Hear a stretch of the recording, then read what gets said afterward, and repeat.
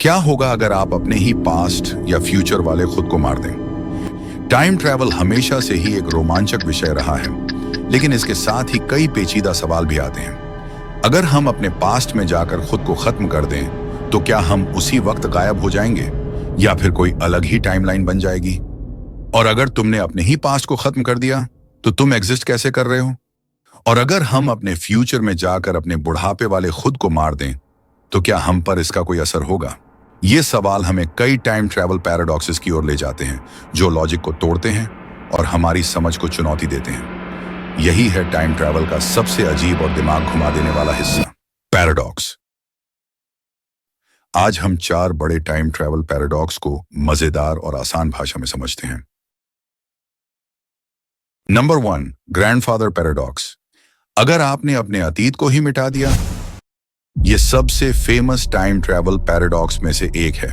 मान लीजिए कि आप टाइम मशीन में बैठकर 50 साल पीछे अपने दादाजी के समय में चले जाते हैं और वहां गलती से या जानबूझकर उन्हें खत्म कर देते हैं। अब सोचिए, अगर आपके दादाजी ही नहीं होंगे तो आपके माता पिता भी नहीं होंगे, और अगर आपके माता पिता नहीं होंगे तो आप भी पैदा नहीं होंगे। लेकिन रुकिए, अगर आप पैदा ही नहीं हुए तो टाइम मशीन में बैठकर अतीत में गए कैसे?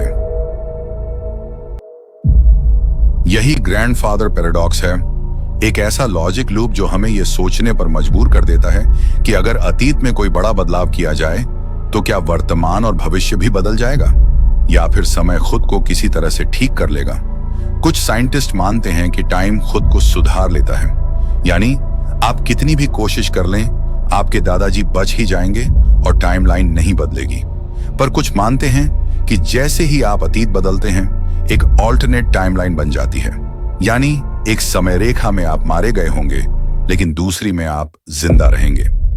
Number 2, bootstrap paradox. अब सोचिए कि आप टाइम मशीन से भविष्य 2080 में जाते हैं और वहां एक बेस्ट सेलिंग बुक देखते हैं जो आपके नाम से लिखी गई है। आप उस किताब को वापस 2025 में लेकर आते हैं और उसे छपवा देते हैं। सालों बाद वही किताब मशहूर हो जाती है और 2080 में जाकर फिर से पाई जाती है। अब सवाल ये उठता है, इस किताब को लिखा किसने? आपने इसे 2080 से लिया था, लेकिन 2080 में ये पहले से ही मौजूद थी। इसका मतलब ये किताब कभी बनी ही नहीं। यही है बूटस्ट्रैप पैराडॉक्स, जहां कोई चीज बिना किसी असली ओरिजिन के बस एग्जिस्ट करती रहती है। Number 3, killing your future self. अगर आपने अपने भविष्य के खुद को मार दिया, अब सोचिए कि आप टाइम मशीन से 2080 में जाते हैं और अपने 80 साल वाले खुद को देखते हैं। अब आप उसे मार देते हैं। अब सवाल उठता है, क्या आप उसी वक्त गायब हो जाएंगे? इसके कुछ संभावित उत्तर हैं। Instant death. जैसे ही आप अपने 80 साल वाले वर्जन को मारेंगे, हो सकता है कि आप उसी वक्त गायब हो जाएं, क्योंकि आपका भविष्य बदल चुका है। कुछ साइंटिस्ट यह भी मानते हैं कि इससे कुछ नहीं बदलेगा, क्योंकि आपका वर्तमान आप पर आधारित है, न कि आपके भविष्य पर। Alternate reality. फिर से वही मल्टीवर्स वाली थ्योरी। जैसे ही आपने अपने भविष्य को मारा, एक नया ब्रह्मांड बना जहां आप मर चुके हैं, लेकिन एक ब्रह्मांड में आप अब भी जिंदा हैं। Number 4, multiverse theory.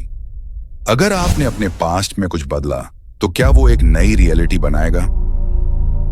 मान लीजिए आप 1990 में जाते हैं और अपने ही बचपन के खुद को रोकते हैं कि वो साइंस न पढ़े। अब 2025 में आप एक साइंटिस्ट नहीं बनेंगे, बल्कि कोई और चीज करेंगे। अब 2 संभावनाएं हैं, पुरानी टाइमलाइन मिट गई और नई बनी। 2 ब्रह्मांड बन गए, एक जहां आप साइंटिस्ट हैं और दूसरा जहां आप नहीं हैं। यानी हो सकता है कि हर बार जब भी कोई टाइम ट्रैवलर अतीत में कुछ बदले, तो एक नई ब्रह्मांड बन जाए। अब सवाल उठता है कि क्या टाइम ट्रैवल मुमकिन है? अभी तक कोई पक्की वैज्ञानिक प्रूफ नहीं है कि इंसान टाइम में यात्रा कर सकता है, लेकिन थ्योरी ऑफ रिलेटिविटी और क्वांटम मैकेनिक्स हमें बताती हैं कि शायद किसी दिन टाइम ट्रैवल संभव हो सकता है। लेकिन अगर वो दिन आया, तो हमें इन पैराडॉक्स का हल निकालना होगा, वरना टाइमलाइन में गड़बड़ी पैदा हो सकती है। अब आपकी बारी। अगर आपको एक टाइम मशीन मिल जाए, तो क्या आप अतीत में जाएंगे या भविष्य में? और अगर अतीत में गए, तो क्या कोई बदलाव करेंगे या नहीं? नीचे कमेंट में बताइए। और अगर ये वीडियो पसंद आया हो तो लाइक, शेयर और सब्सक्राइब करना मत भूलना। मिलते हैं एक और न्यू मिस्ट्री के साथ।